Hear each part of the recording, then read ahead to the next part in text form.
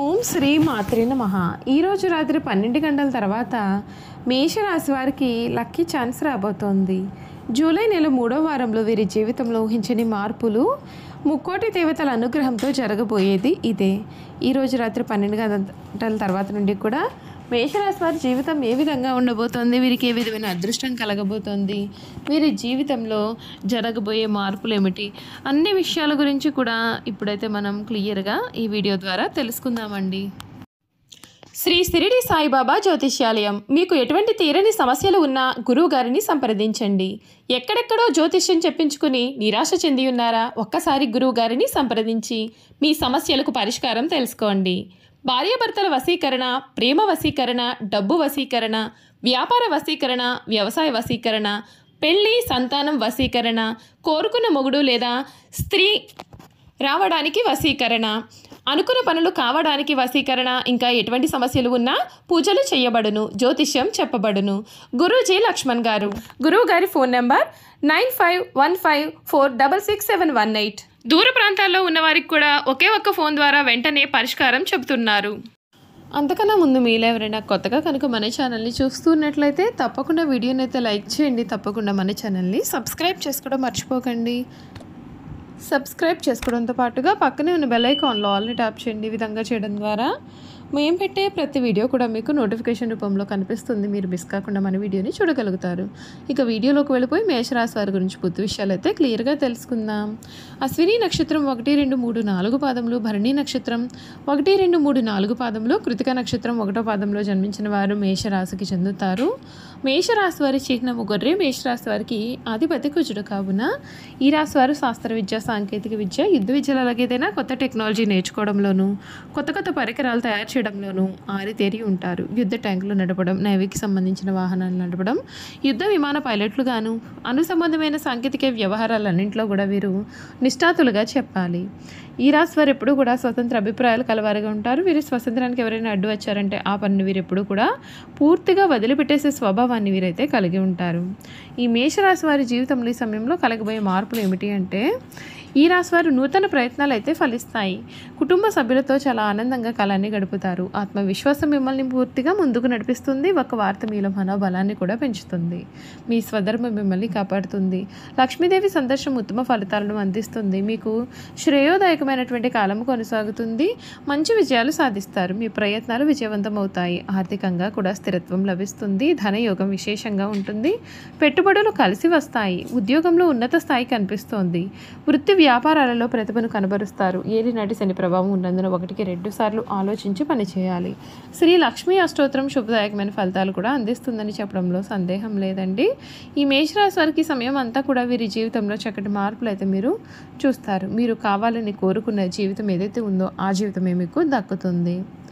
ఈ రాశికి సంబంధించినటువంటి వారికి ఈ మాసం మిశ్రమ ఫలితాలు అందించబోతోంది. ఒకవైపు ఆకస్మిక లాభాలు పెరిగిన ధైర్యం మిమ్మల్ని ఉత్సాహపరిచినట్లయితే, మరొక వైపు ఖర్చులు, వృత్తిపరమైన ఒత్తిడి మరియు ఆరోగ్య సమస్యలు మిమ్మల్ని పరీక్షించే అవకాశం అయితే ఉంటుంది. గ్రహాల సంచారం మీకు కొన్ని కొత్త విషయాల్లో అద్భుతమైన అవకాశాలు ఇస్తూనే మరికొన్ని విషయాల్లో ఓర్పు, సహనం మరియు ప్రణాళిక అవసరాన్ని సూచిస్తుంది. ఈ సమయం మీరు తీసుకునే నిర్ణయాలు మీ భవిష్యత్తు పైన తీవ్రమైనటువంటి ప్రభావాన్ని చూపిస్తాయి. కాబట్టి మీరు ఎప్పుడూ కూడా ఆచితూచి అడుగు వేయడం శ్రేయస్కరం. ఉద్యోగస్తులకు ఈ సమయం కాస్తంత సవాలుగా ఉంటుంది. మీ పదవి ఏంటంటే వృత్తి అధిపతి అయినటువంటి శని 12వ ఇంట్లో ఉండడం చేత మీరు ఎంత కష్టపడి పనిచేసినా సరే సరైన గుర్తింపు రావడం లేదనే భావన మీలో కలుగుతుంది. పని భారం అధికంగా ఉంటుంది మరియు పై అధికారుల నుండి ఒత్తిడి కూడా పెరగవచ్చు. మీ సహోద్యోగులతో చిన్న చిన్న విభేదాలు తలెత్తే అవకాశం ఉన్నందున వాదనలకు దూరంగా ఉండడమే మంచిది. అయితే 9వ ఇంటి అధిపతి అయిన గురువు 3వ ఇంట్లో ఉండడం చేత మీ యొక్క ధైర్య సాహసాలన్నీ పెరుగుతాయి. ఈ యొక్క సవాళ్లను ఎదుర్కొనే శక్తి మీకు పూర్తిగా లభిస్తుంది. ఈ నెల చివరిలో అనగా జూలై 8, 28 తర్వాత మీ రాశి అధిపతి అయిన కుజుడు 6వ ఇంట్లోకి ప్రవేశించడం చేత వృత్తిపరమైన శత్రువులపైన విజయం అనేది సాధిస్తారు. ఉద్యోగ మార్పు కోసం ప్రయత్నాలు చేస్తున్న వారికి విదేశీ లేదా దూర ప్రదేశాల నుండి అవకాశాలు రావచ్చు. మొత్తం మీద ఈ సమయం ఓపికతో, పట్టుదలతో పనిచేస్తే నెలాఖరుకు చాలా చక్కటి మంచి ఫలితాలు అయితే మీరు అందుకుంటారు. ఆర్థికంగా ఈ సమయం ఎంతో ఆశాజనకంగా ప్రారంభం అవుతుంది. మీ లాభస్థానమైన 11వ ఇంట్లో రాహు సంచారం కారణంగా మీకు ఊహించని ధనలాభాలు, ఆకస్మిక ఆదాయ మార్గాలు కూడా ఏర్పడతాయి. షేర్ మార్కెట్ లేదా ఇతర సర్క్యులేషన్ల ద్వారా లాభాలు పొందే సూచనలు ఉన్నాయండి.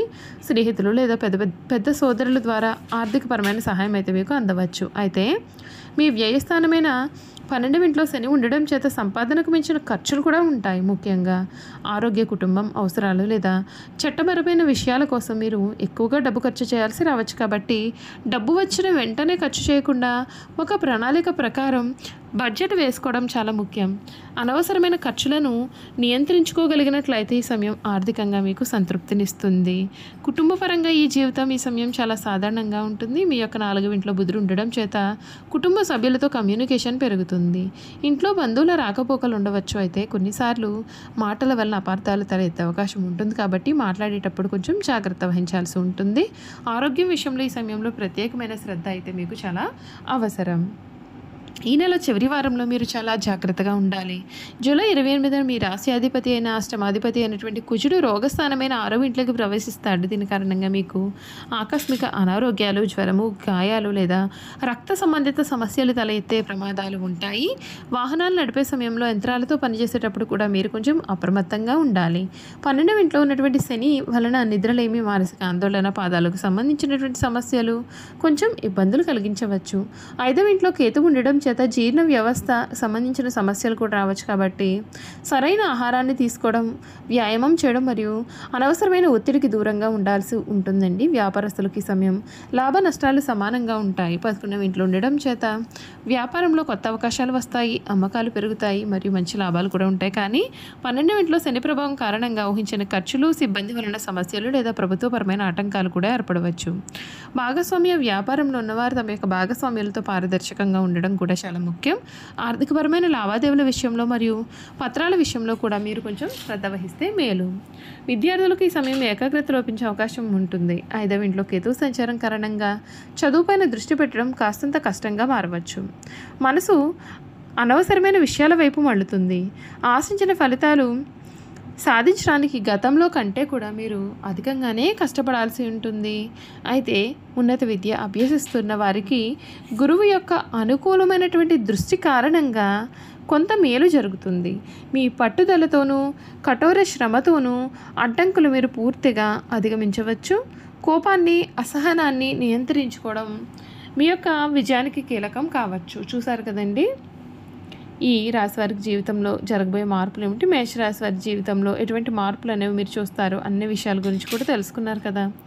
ఈ వీడియో కనుక మీకు నచ్చినట్లయితే తప్పకుండా వీడియోను లైక్ చేయండి. తప్పకుండా మన ఛానల్ని సబ్స్క్రైబ్ చేసుకోవడం మర్చిపోకండి.